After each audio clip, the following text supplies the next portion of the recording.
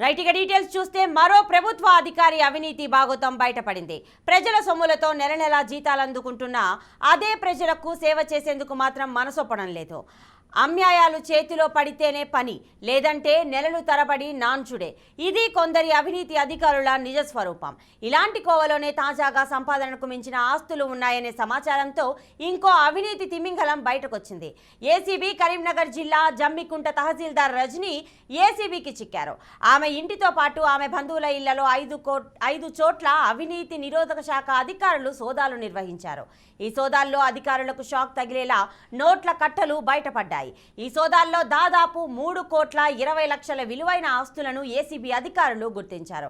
అంతేకాకుండా తహసీల్దార్ రజని 7 ఎకరాల వ్యవసాయ భూమితో పాటు భారీగా ఓపెన్ ప్లాట్లు కొనుగోలు చేసినట్లుగా గుర్తించారు. వాటితో పాటు 1.4 కిలోల బంగారు ఆభరణాలు, 1,40,000 నగదు స్వాధీనం చేసుకున్నారు. అనంతరం తహసీల్దార్ రజనీని ఏసీబీ అధికారులు న్యాయమూర్తి ముందు హాజరుపరచగా కరీంనగర్ కోర్టు తహసీల్దార్ రజనీకి 14 రోజుల పాటు రిమాండ్ విధించింది.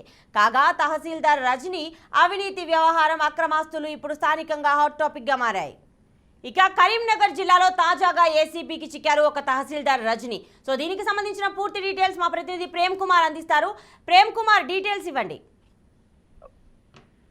కరీంనగర్ జిల్లా జమ్మికుంట తహసీల్దార్ గా పనిచేస్తున్న ఆ రజనీ వల్ల నిన్న రాత్రి నుండి సోదాలు జరిగినాయి. అయితే ఆస్తుల ఆదాయానికి మించి ఆస్తులు ఉన్నాయన్న ప్రయోగంపై ఏసీబీ దాడులు నిర్వహించింది. అయితే ఎటకేలకు ఆమె ఇంట్లో నిన్న వరంగల్ జిల్లా కేంద్రంలోని కేఎల్ఎన్ రెడ్డి కాలనీలో, నగరంలో పరిమళ కాలనీలో ఆమె ఇంటిలో సోదాలు నిర్వహించి భారీగా ఆస్తులకు సంబంధించిన పత్రాలతో పాటు నగదు కూడా స్వాధీనం చేసుకున్నారు ఏసీబీ అధికారులు. అయితే జమ్మికుంటకు వరంగల్ జిల్లా కొన్ని ప్రాంతాలకు, అంటే 2 జిల్లాలు కలిపి ఉన్నటువంటి ఈ జమ్మికుంట తహసీల్దార్ రజని ఇవాళ భారీ మొత్తంలో అక్రమంగా సంపాదనకు ఎగబడి వల్ల 12 కోట్ల రూపాయలకు, దాదాపు 12 కోట్ల రూపాయల అక్రమ సంపాదన చేసిందని చెప్పి అధికారులు వెల్లడించారు. అయితే దాదాపు 3 లక్షల చిల్లర నగదు, 5 గుంటల ప్లాట్లు, తర్వాత ఆదాయాన్ని కూడా అత్యధిక ఆదాయాన్ని పూచుకుందని చెప్పి అధికారులు చెప్పుకొచ్చారు. మొత్తం చూస్తే మాత్రం ఈమె దాదాపుగా మొదటి నుండి కూడా ఆ వివాదాస్పదంగానే వచ్చింది.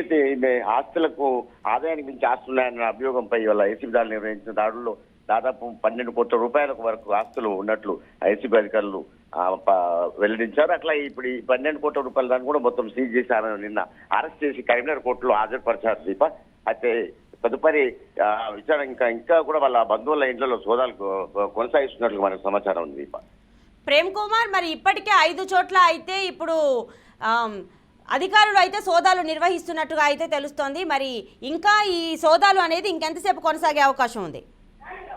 దీప ఇంకా కూడా వాళ్ళ బంధువుల ఇళ్లలో ఇంకా ఏసీబీ అధికారులు ఇంకా సోదాలు చేస్తున్నారు, తనిఖీలు నిర్వహిస్తున్నారు. అయితే ఎవరి ఇంట్లో కొన్ని కీలకమైన పత్రాలు, డాక్యుమెంట్లు కూడా లభించినట్టు కూడా అధికారులు వెల్లడిస్తున్నారు. అయితే వాళ్ళ బంధువుల ఇళ్లలో కూడా ఈమె అక్రమంగా సంపాదించినటువంటి ప్లాట్లు, భూముల విలువైన భూమి పత్రాలు కూడా వాళ్ళ బంధువుల్లో నిన్న లభించింది. ఇంకా కూడా వాళ్ళ బంధువుల ఇంట్లో ఉండొచ్చేమని చెప్పి ఆ ఏసీబీ అధికారులు ఇంకా కూడా సోదాలు నిర్వహిస్తున్నారు.